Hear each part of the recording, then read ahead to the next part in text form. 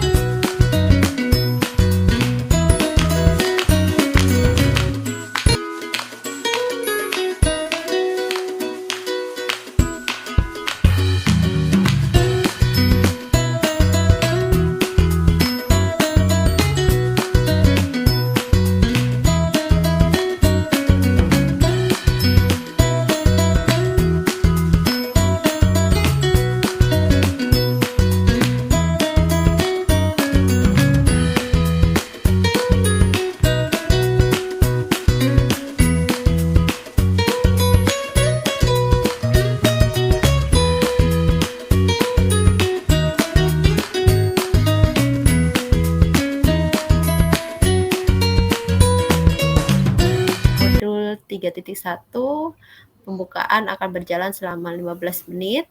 Untuk agenda presentasi kelompok nanti total waktunya 105 menit. Masing-masing kelompok akan mendapatkan total waktu 35 menit untuk presentasi.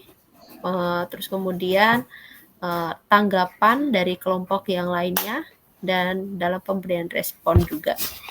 Kemudian penutup 15 menit.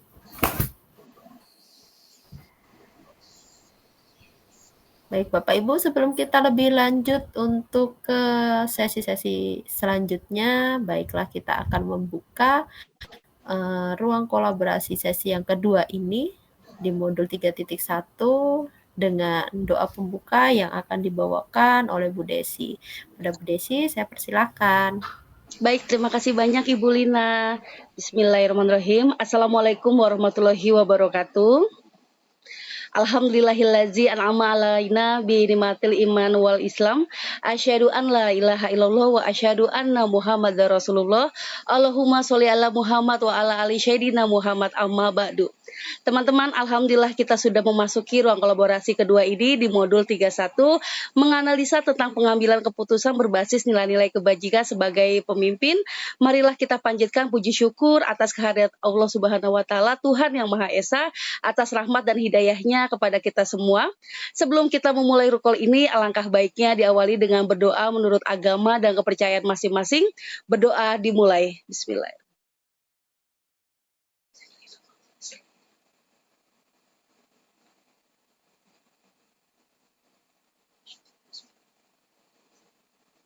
Selesai, doa sudah dipanjatkan. Selanjutnya saya kembalikan kepada Ibu Fasilitator kita, Ibu Lina Kristanti SPD, kepadanya kami persilakan.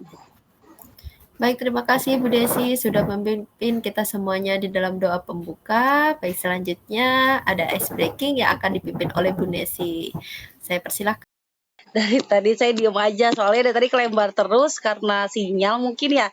Dan kalau pakai laptop itu suaranya kurang bagus gitu, kresek-kresek gitu. Makanya harus pakai HP terus.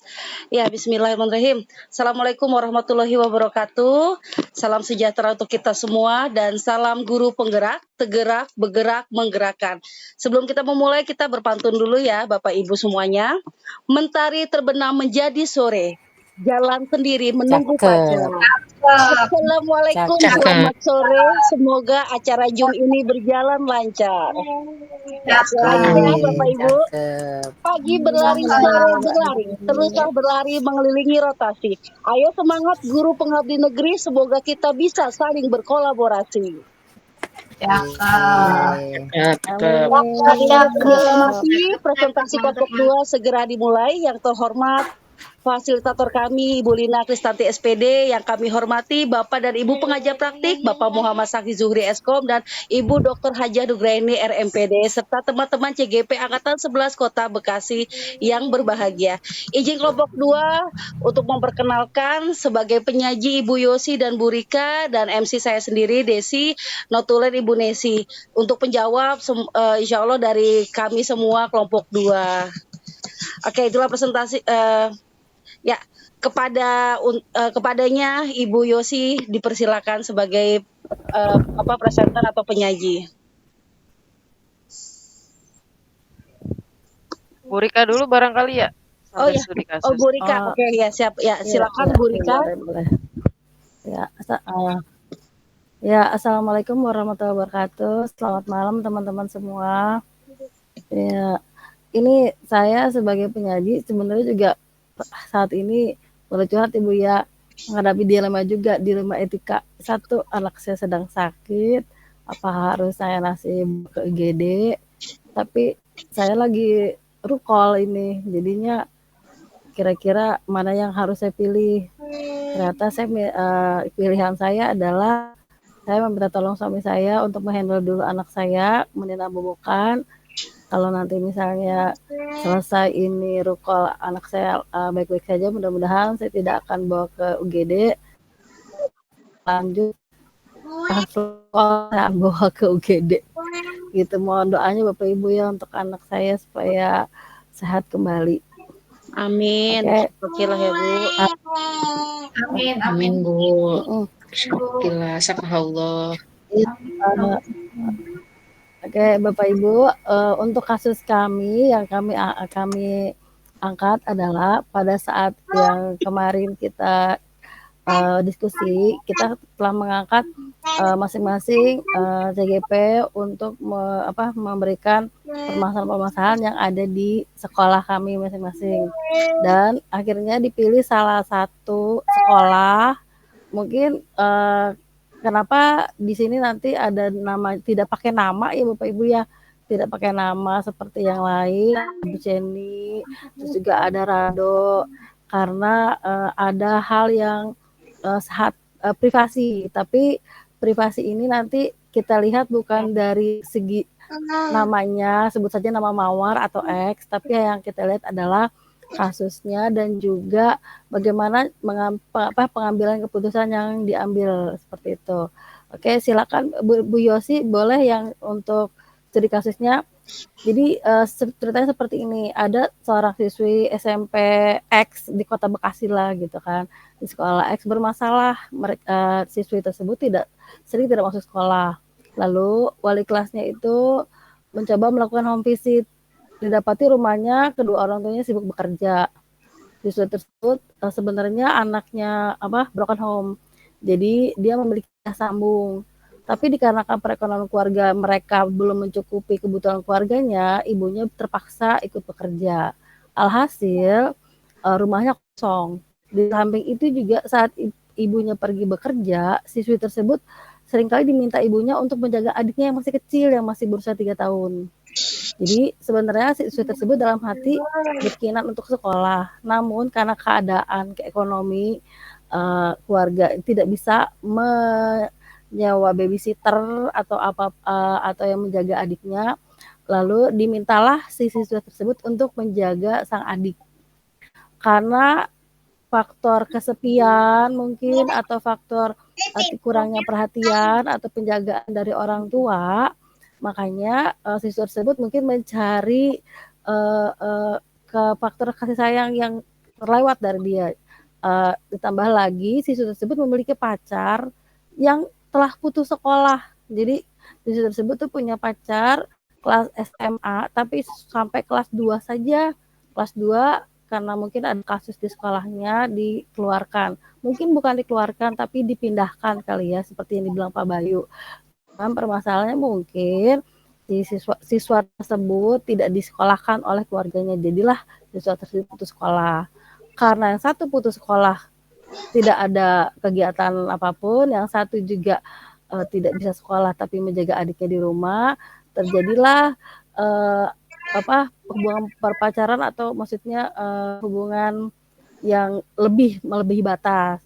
Akhirnya terjadi hubungan intim dan siswa tersebut hamil di luar pernikahan. Kronologisnya saat itu wali kelas itu baru tahu kalau siswa tersebut hamil baru jalan usia 3 bulan. Tapi yang menjadi dilema adalah karena siswa tersebut kelas 9 dan baru ketahuannya itu 1 bulan menjelang ujian sekolah, makanya wali kelas meminta keputusan beberapa rekannya untuk bagaimana nih caranya nih menangani kasus tersebut. Apakah bukan diberhentikan atau diminta pindah, namun sebagai wali kelas dan guru BK itu merasa kasihan karena pada saat guru BK dan wali kelas tersebut home visit, ada terbesit kata-kata dari siswa tersebut, Bu, saya pengen banget terusin sekolah sebenarnya, nanggung tinggal 1 bulan lagi. Nah, karena hal itu ada kata seperti itu, wali kelas dan guru BK itu melihat ada setitik harapan sebenarnya anak ini mau melanjutkan sekolah. Mungkin kami berpikir adalah dia melakukan kesalahan memang, dan kami berpikir apa tidak ada salahnya untuk memberikan kesempatan kedua. Toh Tuhan aja bisa memberikan kesempatan kedua, kenapa manusia tidak, seperti itu. Jadi akhirnya wali kelas dan BK mengkomunikasikan kepada pihak sekolah sehingga pihak sekolah memberikan kesempatan untuk siswa tersebut mengikuti ujian karena kondisi perutnya masih bisa ditutupi karena masih kecil, masih 3 bulan jalan, dan sehingga siswa itu bisa ikut ujian dan ke jenjang selanjutnya kita harapkan. Namun dan setelah itu pada saat ujian kan kalau kelas 9 kalau sudah ujian kan tidak terlalu terlihat sekali kalau anak tersebut harus masuk gitu ya Bapak Ibu, jadilah dia terus tidak masuk gitu. Dan wali kelas juga menghandle kalau ada temannya bilang siswa X itu kemana ya Bu, dan wali kelas itu menghandle siswa X tersebut itu kayaknya mau dimasukin pesantren sama orang tuanya seperti itu. Dan pada saat sudah selesai beberapa bulan kemudian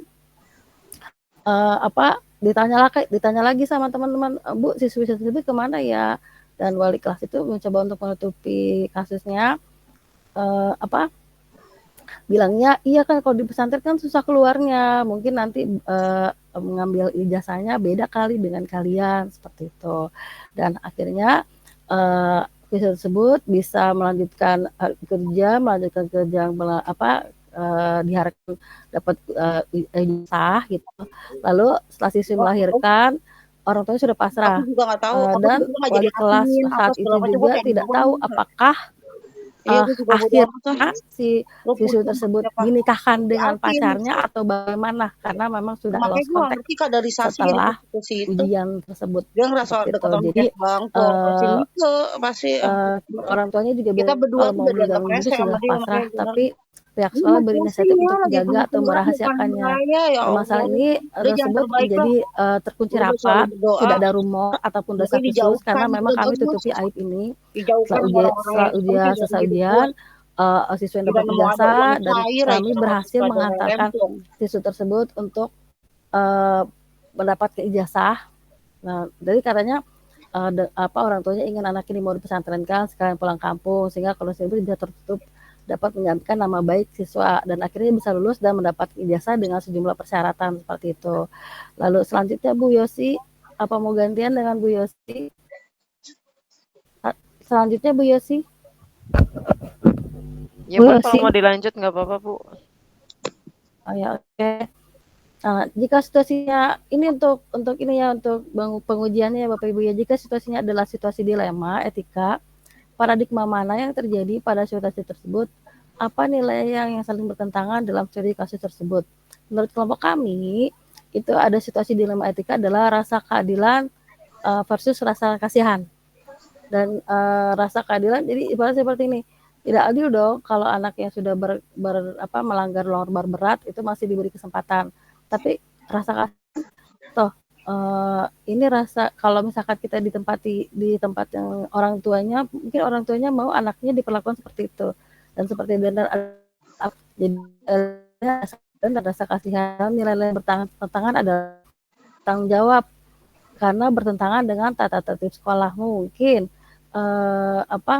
hal tersebut kan melanggar moral, nilai melanggar norma agama dan norma kesusilaan seperti itu ya. Lanjut Bu Yosi. Ya, untuk penyaji Lalu selanjutnya fakta ya dilanjutkan oleh Bu Yosi, boleh? kepadanya kami Boleh. persilakan. Oh, terima kasih. Ya, terima kasih untuk Bu Bapak Rika. Ibu. Baik Bu Yosi, dipersilakan. Ya, terima kasih. Operannya saya terima, Bu Rika. Baik, fakta-fakta yang ada dalam kasus ini pertama yaitu adanya salah pergaulan.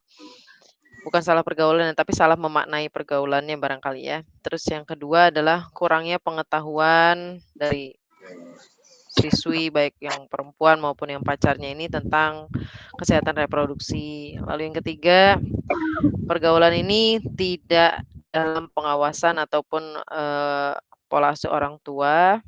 Terus yang keempat adalah kurangnya filter media sosial tentang akses pornografi. Lalu yang terakhir adalah orang tua yang lepas kontrol dan tanggung jawabnya terhadap anaknya. Lalu siapa saja yang terlibat dalam hal ini karena hanya tertutup, jadi pihak yang terlibat sampai dengan pimpinan hanya sebatas guru BK dan wali kelasnya, lalu murid dan orang tuanya. Lalu apakah ada unsur pelanggaran hukum? Dalam kaitan ini sebenarnya ada melihat dari bahwa mereka ini belum ada ikatan suami istri dan posisi putri atau siswi ini masih di bawah umur. Gitu. Lalu apakah ada pelanggaran peraturan atau kode etik profesi dalam kasus tersebut? Adanya pelanggaran peraturan yang tidak tertulis dan pelanggaran prosedural. Berdasarkan perasaan intuisi Anda, apakah yang salah gitu dalam situasi ini? Iya, yaitu terkait dengan pelanggaran norma agama dan juga norma kesusilaan. Apa yang Anda rasakan bila keputusan dipublikasikan di media cetak atau elektronik atau menjadi viral di media sosial dan apakah Anda merasa nyaman? Tentu saja tidak merasa nyaman jika sampai hal tersebut menjadi viral di media cetak ataupun elektronik karena sebisa mungkin dalam komitmennya adalah permasalahan ini akan dijaga ya kerahasiaannya tidak akan dipublikasikan akan disebarluaskan gitu. Kamu apabila ada pihak luar yang sengaja atau tidak mempublikasikannya, maka pihak sekolah dalam kaitannya hal ini adalah guru dan juga wali kelasnya tadi yang terlibat akan siap berikan klarifikasi sesuai data yang mereka ketahui. Apakah keputusan diambil oleh panutan idola dalam situasi ini? Melalui dan penerapan coaching dengan tahapan tirta dan penerapan KSE. Nah, dengan jadi nanti wali kelas menerapkan segi institusi dan wali kelas mengetahui alasannya kenapa, bagaimana, kendalanya apa, dan mencari solusi. Ya, lalu dalam situasi tersebut wali kelas berkomunikasi secara intens pada orang tua atau murid supaya ada titik terang terkait kendala dan solusinya. Apakah yang kasus ini Tidak ada, hanya memberikan kesempatan pada siswa tersebut agar tetap menyelesaikan studinya sampai ujian akhir dan mendapatkan ijazah. Namun, apabila terjadi kasus yang sama, maka sekolah bisa memberikan kesempatan untuk siswa atau siswi tersebut melakukan PJJ selama hamil atau tidak dinaikkan karena dia tidak bisa hadir di sekolah, supaya dia tetap bisa melanjutkan setelah melahirkan namun di grade atau tingkat yang sama. Keputusan apa yang Anda ambil pada saat itu, wali kelas, berinisiatif bertemu orang tua secara langsung, lalu memberikan tenggat waktu untuk mengikuti pendidikan sampai ujian akhir, lalu memberikan kesempatan pada siswa tersebut untuk mendapatkan ijazah SMP dan tidak mempublikasikan informasi kepada siapapun. Kesimpulan yang muncul di sini ada prinsip care based thinking. Ya, hal ini dikarenakan melihat dari kondisi keluarga siswa X tersebut dalam kondisi secara mental dan ekonominya sangat terpuruk gitu ya. Maka dari itu timbul kepedulian terhadap keluarga siswa, maka Wallace dan guru BK tetap mengikutkan siswa X dalam ujian dan tidak memberikan informasi tersebut kepada siapapun. Dan dalam keputusan yang tidak dituangkan ya, jadi ada keputusan yang tidak dijelaskan secara langsung, menurut Bapak M. Nuh dan Bapak Anies Baswedan selaku mantan Menteri Pendidikan, mereka tegas memperbolehkan siswi hamil untuk mengikuti ujian nasional ataupun ujian akhir sekolah.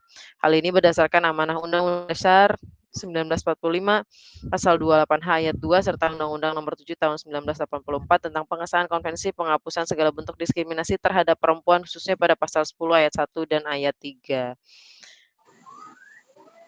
Ya, berdasarkan daftar tugas atau checklist tugas kolaborasi, yang pertama, studi kasus yang mengandung unsur dilematika yang sudah ada, memuat salah satu paradigma dari 4 paradigma etika sudah ada, memuat salah satu prinsip dari 3 prinsip sudah ada, dan 9 langkah pengujian sudah ada, membuat hal menarik yang tak terduga sudah kami sematkan.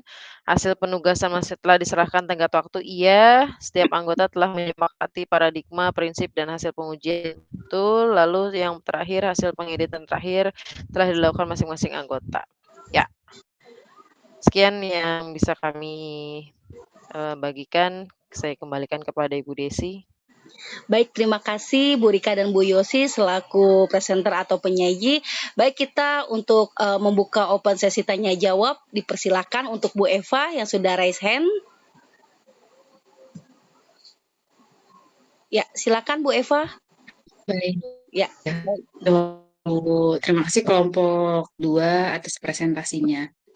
Sebetulnya yang ingin saya tanyakan adalah tadi teman-teman itu menyampaikan dari segi uji legal gitu ya, uji legal, uji intuisi, uji publikasi gitu ya, bahwa ini merupakan suatu hal yang salah gitu ya. Nah, suatu hal yang salah ini adalah konteks hamil di luar nikahnya gitu kan ya Bu. Nah, pertanyaan saya selanjutnya adalah apakah ini dilema etika atau bujukan moral gitu? Ketika teman-teman sendiri dari segi uji legal, uji intuisi, kemudian uji apa tadi namanya publikasi,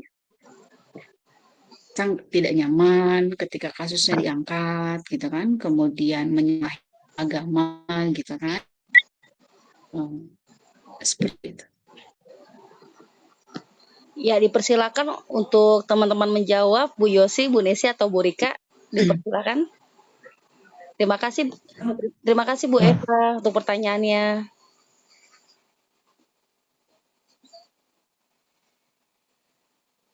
Ya, dipersilakan Bu Yosi untuk menanggapi.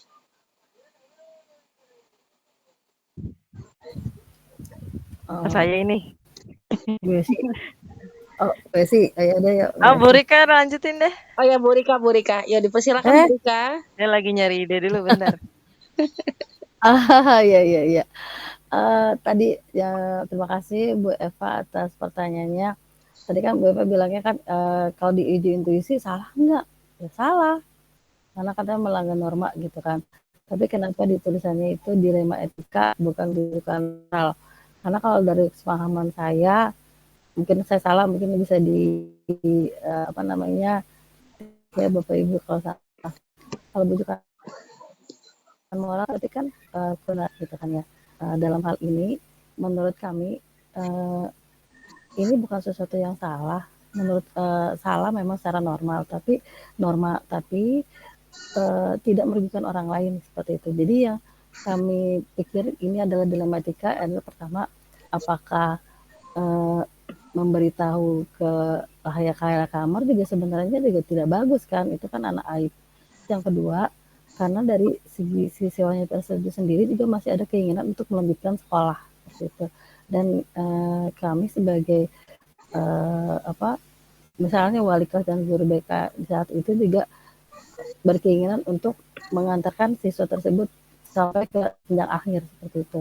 Jadi kami berpikir ini adalah dilema etika, bukan seperti bujukan moral seperti itu. Mungkin seperti itu tanggapan saya, bisa ditambahkan oleh Bu Yosi. Silakan Bu Yosi. Ya, terima kasih untuk Bu Rika. Dipersilakan Bu Yosi untuk menanggapi sebagai tambahan.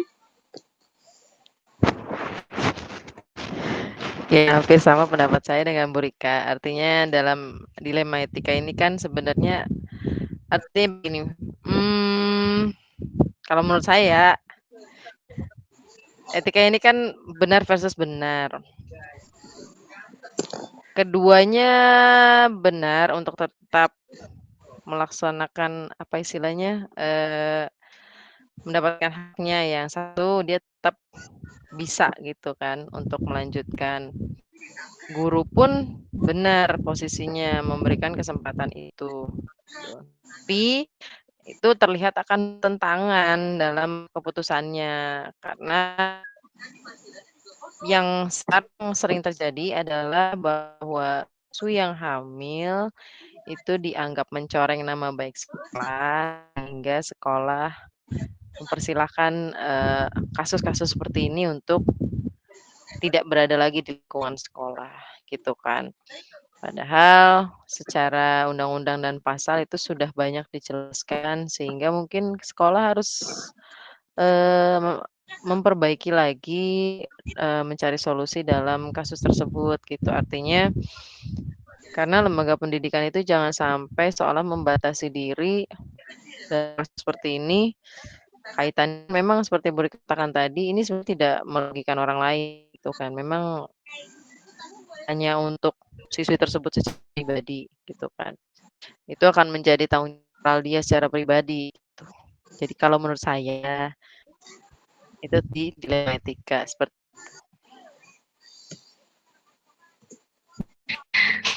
Bu, memang keputusan yang diambil oleh wali kelas menurut saya sebuah keputusan yang terpuji gitu ya. Mengizinkan siswanya untuk mengikuti ujian gitu kan, walaupun karena 1 bulan lagi mau ujian gitu ya, walaupun dalam keadaan hamil. Tapi memang menurut pemahaman saya sendiri di sini karena saya berkaitan dengan modul gitu ya, bila situasi dilema etika yang dihadapi gagal di salah satu uji keputusan gitu ya, atau bahkan lebih dari itu, maka sebaiknya jangan mengambil resiko membuat keputusan yang membahayakan atau merugikan diri Anda, karena situasi yang dihadapi itu bukanlah situasi moral dilema, namun bujukan moral. Itu menurut saya, tapi mungkin teman-teman di kelompok 2 punya pemahaman sendiri. Gitu ya, Bu. Terima kasih. Baik, terima kasih Bu Eva untuk pertanyaan dan penguatannya. Baik, mungkin mau ditambahkan ada pertanyaan lagi, dipersilakan. Atau sudah mau jam 21 nih? Ya, ayo dipersilakan teman-teman. Mungkin ada yang mau menanggapi dari kelompok lain atau mau bertanya, dipersilakan.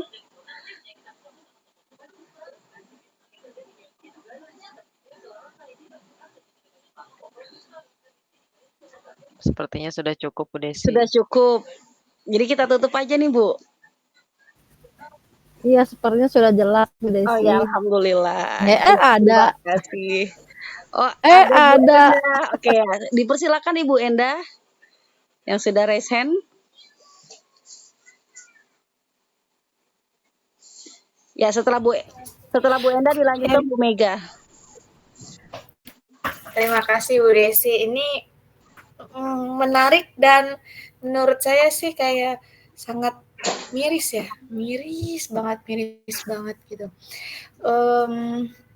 Jadi di sini itu dilema etikanya bukan hanya di muridnya, di gurunya, tetapi di lingkungan keluarganya. Jadi gitu.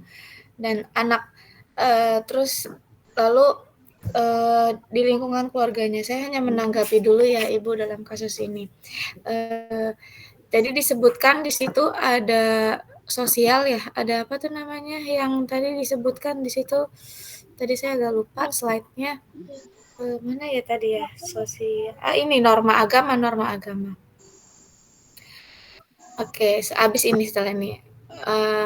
Di situ disebutkan karena melanggar norma agama dan norma kesusilaan. Di norma agama itu pada saat kejadian. Nah, kejadian mereka melakukan tragedi yang nauzubillah min dzalik seperti itu di usianya yang seperti itu dan tidak syah gitu dalam hubungannya. Jadi saya sih inginnya di orang tuanya tersebut dahulu. Jadi tidak hanya menyalahkan dari murid tersebut.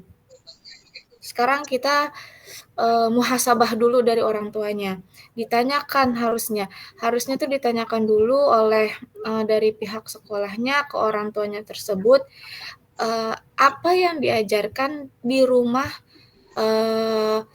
dalam pengetahuan agama yang mereka pahami. Jadi seperti itu.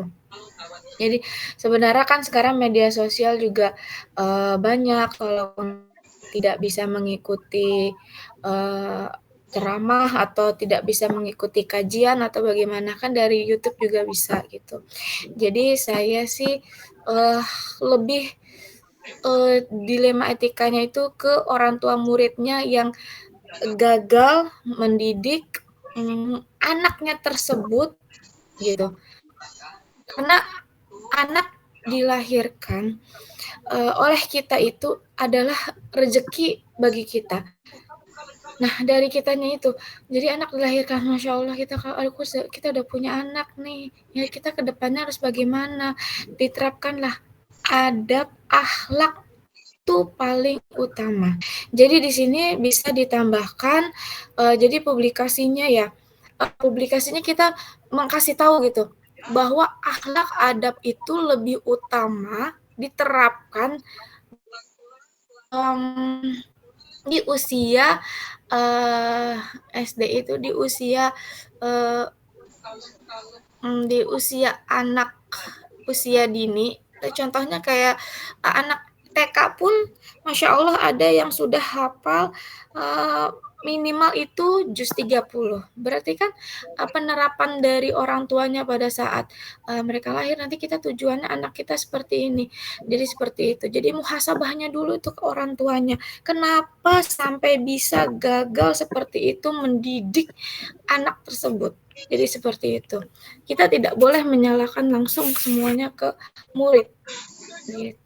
Jadi seperti itu. Jadi ada ditambahkan. Jadi untuk makasih edukasinya, jadi kita mengedukasi untuk tidak hanya ke muridnya saja. Jadi seperti itu, sangat miris. Terima kasih. Saya menanggapi Ibu. Baik, terima kasih Bu Enda untuk penguatannya luar biasa sekali. Iya, silakan mungkin Bu Rika atau Bu Yosi untuk ikut menambahkan. Boleh saya menanggapi siapa? Silakan. Boleh saya menanggapi. Kebetulan saya kenal wali kelasnya, Bu. Kebetulan saya mengenal wali kelasnya. Jadi memang pada saat penanganannya kan ada pemanggilan dengan orang tua. Memang sudah kami edukasi seperti itu. Tapi memang pada saat pertama kali saya dengan wali kelas dengan guru BK, itu datang, memang kondisinya memang anak tersebut memang jauh dari agama. Jadi memang untuk sholat atau apapun juga maaf ya, mungkin kan tadi benar sih bilang kata Bu Endah, kalau memang kalau mau anaknya baik, orang tuanya juga harus baik dulu. Jadi kasih contoh. Sedangkan memang betul orang tuanya tidak memberikan contoh seperti itu. Dan tapi memang yang benar dibilang Bu Enda, muhasabah itulah kita lakukan dengan pihak sekolah untuk memberi edukasi tidak terlalu menggurui, tapi juga lebih ke arah muhasabah. Dan juga pada saat itu juga orang tuanya juga sudah nangis, sudah merasa bersalah dan sebagainya.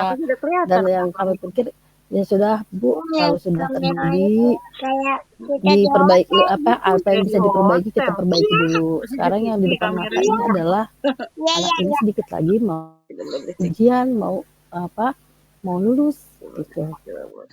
Kami bisa bantu seperti ini, bantu dengan yang tadi kita sudah bilang, ya bantu dengan ini. Mudah-mudahan nanti kalau sudah diberi kesempatan kedua ada perubahan dan bisa berubah lagi lebih baik gitu. Terima kasih atas tanggapannya Bu Enda. Boleh rekan-rekan yang lain untuk ditambahkan? Ya. Baik, terima kasih Bu Rika ya untuk penambahannya, tanggapan. Ya, silakan Bu Yosi untuk menambahkan. Ya, mungkin ini bukan sekolah swasta saat ini. Memang saya juga kemarin dapat masukan gitu. Jadi untuk kegiatan bahwa di sekolah-sekolah itu orang tua sekarang harus di parenting ya, cara mendidik anak. Ya walaupun setahun cuma sekali ya, dalam kegiatan seperti ini memang kita tidak bisa rutin setiap saat ya. Tapi bisa masuk dalam agenda bahwasanya parenting atau cara mendidik orang tua itu bisa kita langsung sampaikan di kegiatan yang melibatkan orang tua, agar orang tua itu lebih aware, lebih waspada juga terhadap situasi dan kondisi saat ini yang anak-anak kayak ini akan hadapi gitu, dan lebih serius dan lebih berbahaya saat ini gitu. Jadi mungkin itu sih. Jadi melibatkan orang tua dalam kegiatan sekolah, dalam hal ini mengadakan parenting yang langsung diadakan di sekolah. Ya, baik, terima kasih Bu Yosi. Mungkin masih ada pertanyaan dari Bapak Ibu yang lainnya? Apakah mungkin sudah cukup? Bagaimana Ibu? Karena mengingat waktu ya sudah hampir 21.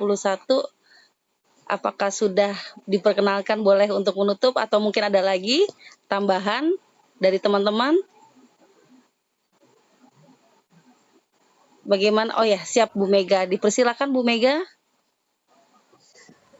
Baik, terima kasih Bu Desi. Sebenarnya waktunya udah lewat ya. Tapi saya tadi penasaran sedikit aja.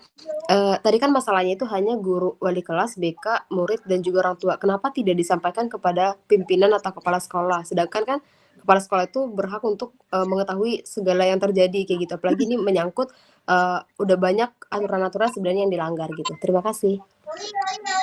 Baik, terima kasih Bu Mega. Silakan saya Bu Rika. menanggapi, Bu. Ya, dipersilakan Bu Rika. Mungkin Bu Mega belum membacanya banget ya, soalnya di situ ada juga peran kepala sekolah. Kepala sekolah mengizinkan anak itu, sekolah mengizinkan anak itu mengikuti ujian. Kalau sekolah sudah mengizinkan, dalam hemat kami adalah sudah ada pelaporan dari guru BK dan walas tentang kasus ini.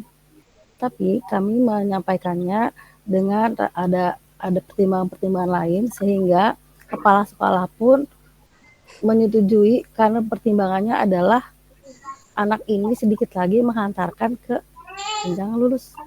Jadi dalam hal ini sudah ada pembicaraan dari kepala sekolah, pertemuan itu kepala sekolah sudah mengetahui, cuman memang kalau kepala sekolah itu kalau misalkan kita sebagai guru BK dan wali kelas sudah tidak bisa menangani, kan ada lagi lebih tinggi lagi tuh, atau wakil kesiswaan. Kalau sudah tidak bisa menangani baru bisa ke kepala sekolah.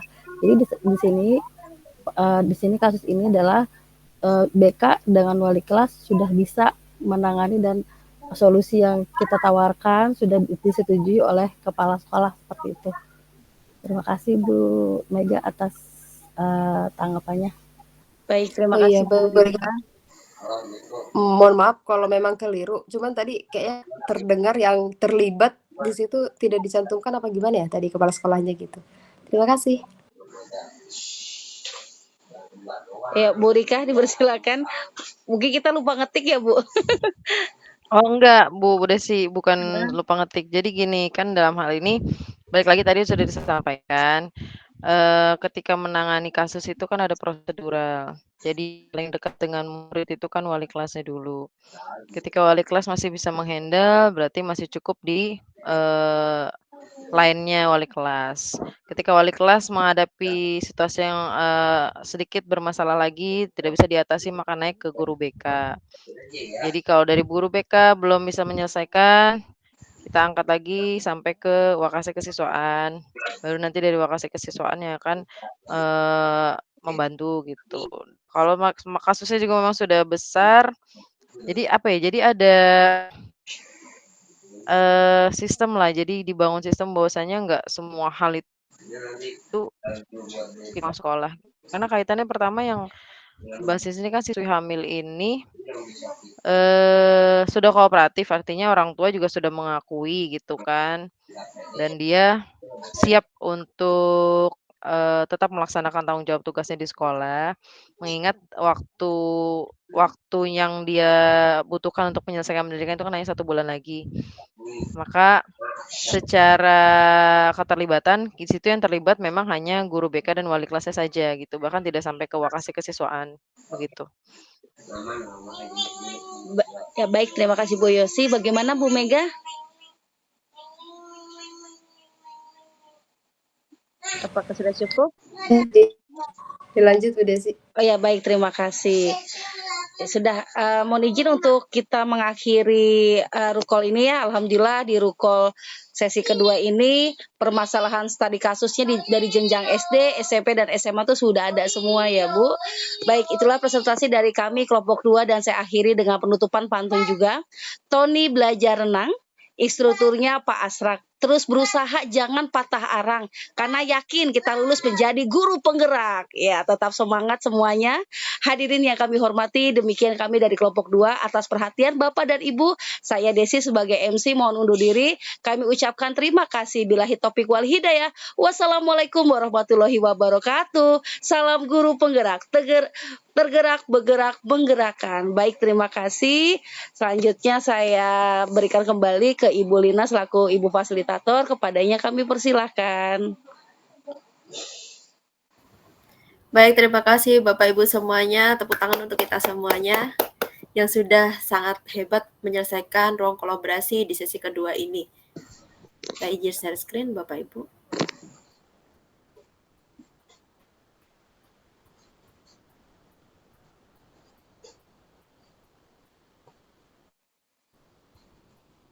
Baik, tiba di refleksi dan penguatan Bapak Ibu bahwasanya di modul 3.1 ini membahas tentang pengambilan keputusan yang efektif bernilai-nilai dan etika begitu ya. Dengan mempelajari modul 3.1 diharapkan Bapak Ibu memiliki pengetahuan dan keterampilan yang diperlukan dalam pengambilan keputusan sebagai pemimpin pembelajaran di sekolah. Karena dengan pengambilan keputusan yang efektif begitu ya, yang berlandaskan nilai-nilai kebajikan dan etika, menguatkan jati diri Bapak Ibu sebagai seorang pemimpin pembelajaran yang mampu meletakkan kepentingan murid sebagai yang utama, sejalan dengan filosofi pemikiran pendidikan Ki Hajar Dewantara gitu, sehingga Bapak makin yakin dengan keputusan yang diambilnya.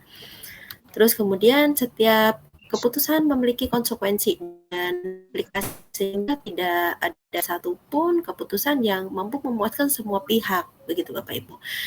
Namun demikian sebagai seorang pemimpin pembelajaran kita harus selalu berusaha menempatkan kepentingan murid sebagai prioritas dalam setiap keputusan yang kita ambil. sebagai pemimpin pembelajaran. Sebentar.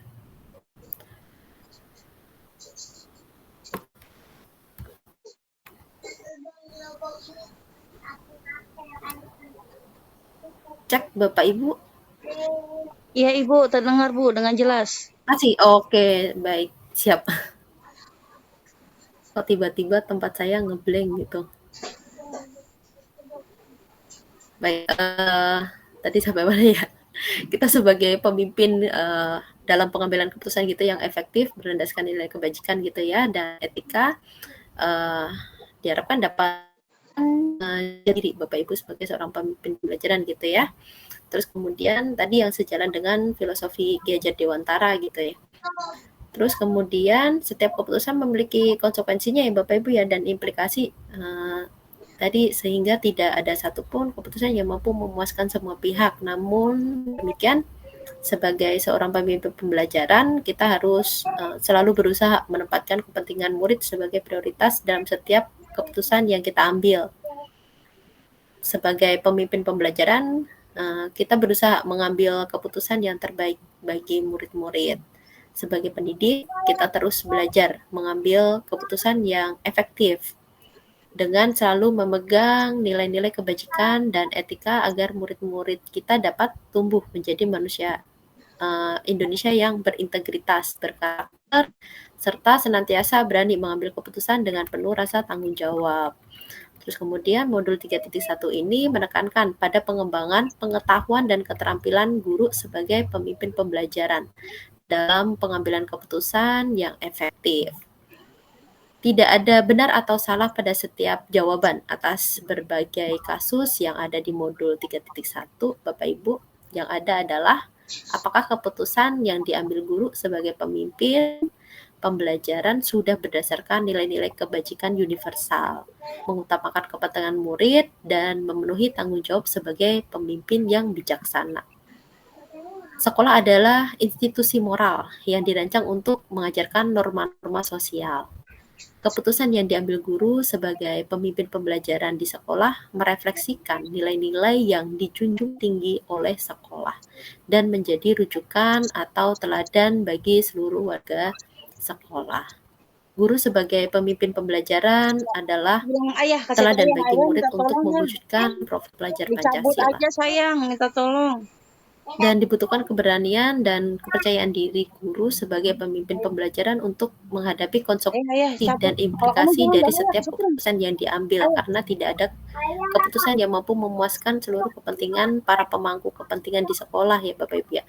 Keputusan yang diambil guru sebagai pemimpin pembelajaran yang berdasarkan nilai-nilai kebajikan bersama memiliki tanggung jawab adalah pengambilan keputusan yang terbaik.